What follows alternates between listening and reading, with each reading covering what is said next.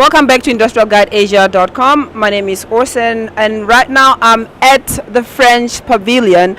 I have someone from Business Friends. They're going to share with us about the pavilion, why they keep coming here, what's interesting about coming back to Asia, everything that you probably need to know about the pavilion and all.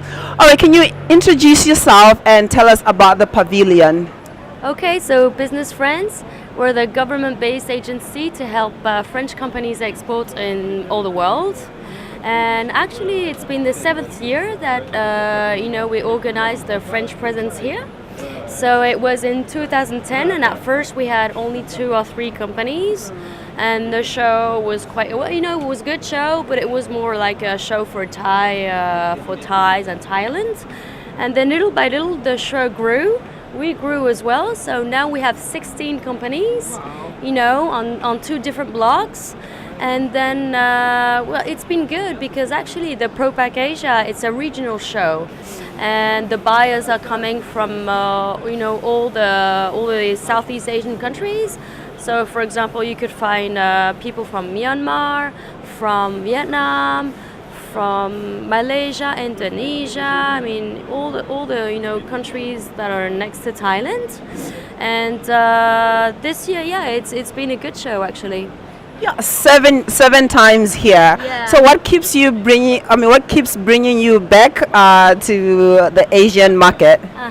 So actually, if you have a look at the companies that are in the front, they're the ones who came first. So they've been coming, all the time, and they're actually new ones. So we keep coming because the ones are here for a long time. They come back and they exhibit with their Thai, business partners. And then the new firms that are coming, for the first time or the second time to the show, they can, start to do some business in the region, and then start to open an office. Maybe it would be in Thailand, maybe it would be in Vietnam. So we keep coming each year because we can help the ones that already have a business to increase their business, and to help the ones that are not present in Asia yet, and then they can open a subsidiary, they can find a partner, So basically, what you're saying, you can help companies to come start up here, have those business conjunctions. So coming back to Asia many times. So how is the market? How are people responding to the clients that you bring here? Well, actually in Asia it's been growing. More and more companies, Thailand first, Thailand, what is good is that they have a lot of focus on food industry and pharmaceutical industry too.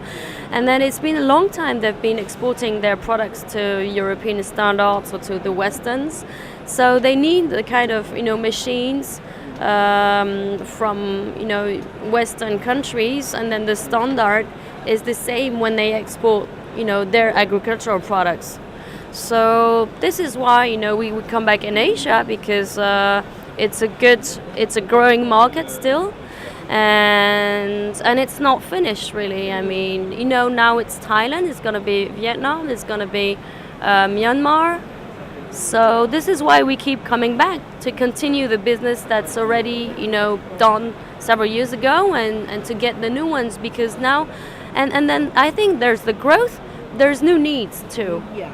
I'm sure that in the future there will be new needs, such as organic product, such as recyclable product, such as the maybe improved packaging, or connected packaging, or what is internet-based product. So this is why we keep coming back. So like you said, there will be new needs in the future. So do you focus on one certain industry, or you cover a broad range? Actually, I think here we cover different range. We have companies that are in packaging, but when you're packaging, it could be food or drinks packaging, but it also could be non-food, pharmaceutical or detergent. And we also have processing companies, such as some firms that have microwaves, or maybe the ones that are have gas to put in the product to extend the shelf life, or laboratory testing. It's quite various here actually. So, can you tell us what are the challenges that you probably face in the industry in the Southeast Asia region? Um, I think you have to be open culture-wise because each country and each continent has its culture, and you have to understand how how the business works, but how the culture works. So you have to be open, be patient, not arrive with your standard and say, "Oh, I'm the best, I know everything." You have to adapt. And actually, the Thais, we have lots of similarities with France because they like to eat a lot.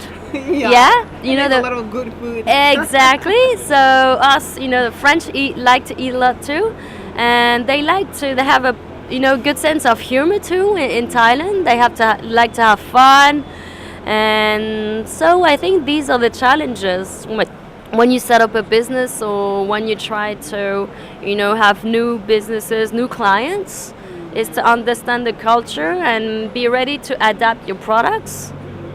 So, hashtag creative friends. This is interesting to me. Why the hashtag creative friends? Actually, it's been going on for 2 or 3 years now, and we wanted something to change. No, France is it's known for food, obviously, cheese and baguette, and it's no like Eiffel Tower and luxury such as perfume Love or city. exactly romantic city or Chanel or something. But actually, there are a lot of French entrepreneurs, and a lot of thinking, a lot of research to improve to have new products. A lot of startups actually. So Creative France is to show that France is okay, the city of love. I mean Paris, the country of cheese, okay. But it's also a country where you find a lot of people who are thinking, about new products, new concepts.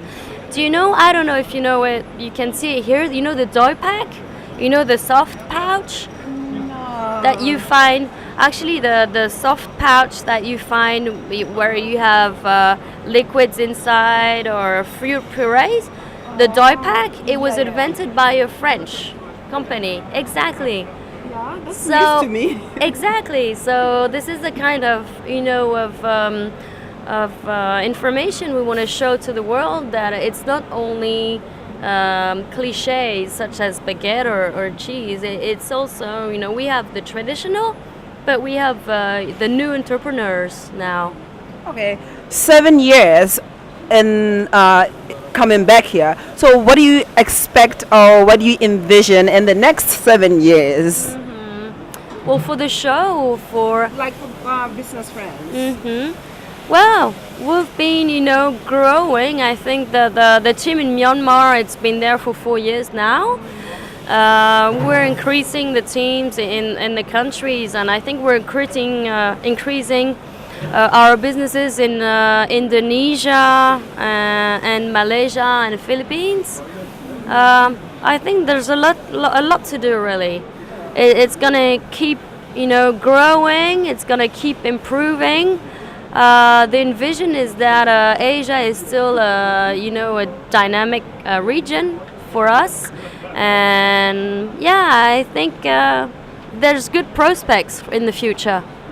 So, one final words that you can give to anyone listening, whether they want to come to exhibition, when they want to be with the French Pavilion, anything that you would like to share to anyone listening now. Yeah. Well, any French company is welcome to host the show with us. And ProPak is a really good show. It's been going on for several years. I think this year it's the 25th anniversary actually of ProPak, and so happy birthday. And it's keeping it's growing still, and each year from at the end of the show we're gonna see the organizer and say we're doing it next year. So I think if you want to set up a new business or improve your business in Southeast Asia, in this industry, so packaging and process, I think ProPak Asia is the show to be. And also if you want to have some contacts in the region. So I think welcome to Thailand, welcome to ProPak Asia, and welcome to Business Friends. All right. Thank you so much for the interview. Thank you everyone for tuning in to industrialguideasia.com. Hit on the link down below in the description, www.industrialguideasia.com. So we're signing out. See you again next time. Bye bye.